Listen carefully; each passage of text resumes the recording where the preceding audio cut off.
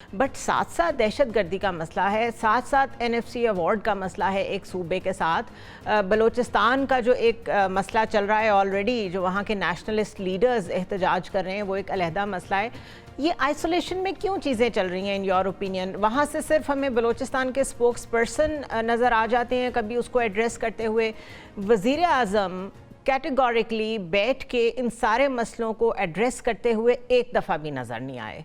आप किस तरह इसे रीड कर रहे हैं या इवैल्यूएट कर रहे हैं कि क्या ये एक सोची समझी अप्रोच है कि खामोश रहें, let the spokes person deal with it, PTI के साथ और तरह डील कर लेंगे, बस खामोश रहें, जब बहुत ज़्यादा थ्रेट आती है तो मौलाना फजलुर रहमान के साथ भी कांटेक्ट कर लिया जाता है, बस आप अपने प्रोग्राम्स लॉन्च करते रहें और अपनी परफॉर्मेंस बताते रहें? आपका सवाल जो है बहुत ही शानदार है और आपने पूरी एक सम अप कर दिया है मुल्क में जो सिचुएशन जारी है पॉलिटिकली, और जो हम काइनेटिक ऑपरेशंस कर रहे हैं टेररिज्म के खिलाफ उस हवाले से। देखिए, पहले मैं अगर टेररिज्म वाले मामले को एड्रेस कर लूं तो हमेशा से, चूंकि मैं इसको काफी फॉलो करता हूं, काफी कुछ देख चुका हूं, और 2001 से ऑनवर्ड मतलब मेरा सब्जेक्ट रहा है टेरर नेटवर्क्स। तो ट्रेडिशनली ये होता था, ये इस दफे वो बिल्कुल चेंज हो गया सिनेरियो।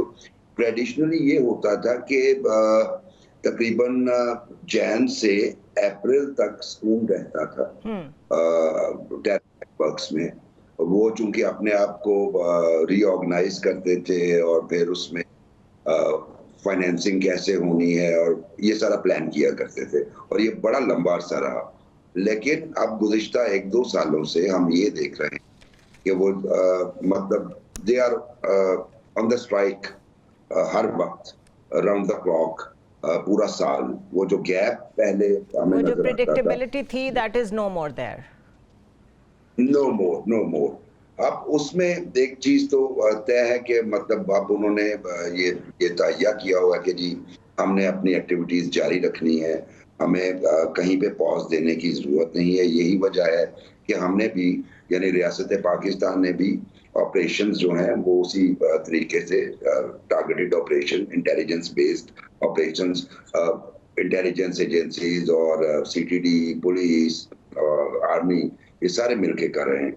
लेकिन जो असल में पंच लाइन आपके सवाल में थी वो ये थी कि इस पे आपका जो पॉलिटिकल फिगर्स हैं या गवर्नमेंट है या प्राइम मिनिस्टर हैं या इंटीरियर मिनिस्टर हैं, वो खामोश हैं या उनकी जानिब से कोई ऐसा नजर नहीं आ रहा कि, तो सीधी सी बात ये है कि वो लीड नहीं कर रहे।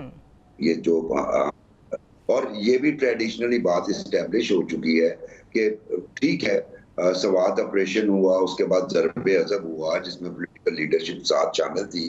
अभी भी कमेटी का इजलास हुआ पार्लियामेंट की, उसमें ब्रीफ किया गया कमेटी को कि क्या होने जा रहा है, क्या कर रहे हैं और क्या किया जा रहा है। लेकिन जो एक पॉलिटिकल डिसीजन मेकिंग थी ऐसे मामलात में, वो हमें मफकूद नजर आती है, वो मिसिंग है। और चूंकि अब हम एक हाइब्रिड सिस्टम में रह रहे हैं, तो वो जो टैसिट किस्म की एग्रीमेंट होता है या अंडरस्टैंडिंग होती है कि ठीक है, ये पॉलिटिकल लीडरशिप, ये आप यहाँ तक काम करेंगे और ये काम हम करेंगे, तो वो एग्जैक्टली ऐसे ही हो रहा है। ये और यूं तो कहना चाहिए कि अब वो ज्यादा ओपन वे में हो रहा है। पहले फिर भी थोड़ा सा एक यूं लगता था कि लोगों को दिखाने के लिए ही, चाहे सिर्फ जो पॉलिटिकल गवर्नमेंट्स होती थी वो बड़ी वोकल होती थी और लीड रोल लेती थी, लेकिन अब तो वो बैकफुट पे नजर आती हैं। पहले जो फार्मूला होता था वो ये था कि ठीक है, डिसीजन मेकिंग भी अगर पावरफुल क्वार्टर करेंगे, इम्प्लीमेंट भी वही करेंगे, तो उसके बावजूद वो पॉलिटिकल लीडरशिप को इतना वेट देते थे कि okay, you face the public और आप उन्हें बताएं और आप ऑन करें। अब वो वाला मामला भी नहीं है। इसलिए आप देखें कि बहुत सारे मतलब मेरे लिए बड़ा प्लेजेंट सरप्राइज था जब सीएम बलूचिस्तान और डीजीआई आईएसपीआर ने ज्वाइंट प्रेस कॉन्फ्रेंस की। बड़ी अच्छी बात है, वरना वो अकेले कर लेते तो कुछ भी नहीं होना था। लेकिन बहरहाल उनकी तरफ से एक जेस्चर अच्छा आया पावरफुल क्वार्टर्स की जानिब से कि उन्होंने सीएम केपी को साथ बिठाया वो तो कोशिश कर रहे हैं, लेकिन मेरा ख्याल है कि पॉलिटिकल लीडरशिप और रूलिंग एलीट जो है ना, वो इस मामले में गिव अप कर चुकी है, और उसकी रीजंस आपको मुझसे बेहतर पता है।